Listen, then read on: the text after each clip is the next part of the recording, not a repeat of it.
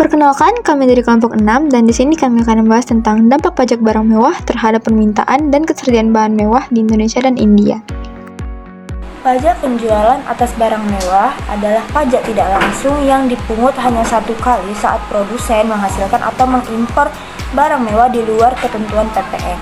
Nah, pada ketersediaan bahan mewah ini mengacu pada tingkat pasokan barang prestasi seperti emas, wine, dan kristal yang dapat diperoleh oleh konsumen melalui jalur produksi, impor, distribusi, dan stok di pasar.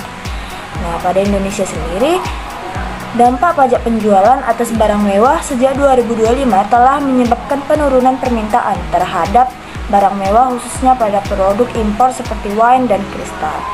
Nah, tujuan kami membuat ini semua yaitu untuk mengetahui dampak pajak barang mewah terhadap permintaan dan ketersediaan bahan mewah di Indonesia dan di India. Pada metode yaitu analisis SWOT, terdiri atas 4 yaitu Strength, Weakness, Opportunity, dan Threat. Strength, Indonesia menunjukkan minat investasi dan pasar wisata yang berkembang, sedangkan India didukung oleh budaya konsumsi dan tren urban yang kuat. Weakness, Indonesia menghadapi hambatan berupa pajak tinggi dan ketergantungan impor, sedangkan India terkendala oleh kualitas lokal rendah dan regulasi yang ketat. Opportunity, Indonesia mulai memanfaatkan tren digital dan pertumbuhan sektor pariwisata, sedangkan India memiliki peluang dari pertumbuhan kelas atas dan dukungan digitalisasi. Threat, Indonesia rentan terhadap daya beli yang menurun dan kebijakan bea cukai, sedangkan India menghadapi ancaman dari kenaikan harga global dan resistensi budaya. Sekian dari saya, selanjutnya akan disampaikan oleh teman saya.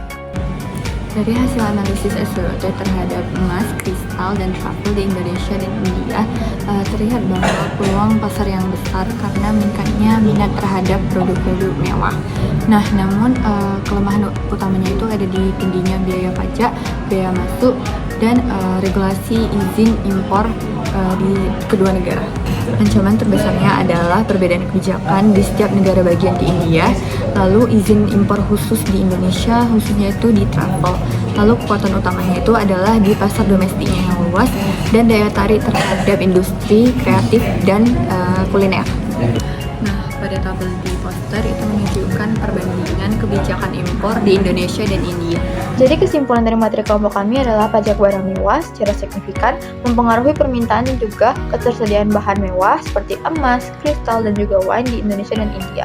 Di Indonesia sendiri, tingginya beban pajak dan ketergantungan impor itu mempengaruhi harga barang mewah menjadi lebih tinggi dan kurang terjangkau. Sementara di India, distribusi antar wilayah dan regulasi yang ketat turut menambah tantangan aksesibilitas. Meskipun kedua negara ini memiliki peluang besar, namun hambatan fiskal dan regulasi menjadi kendala utama dalam pengembangan pasar bahan mewah mereka.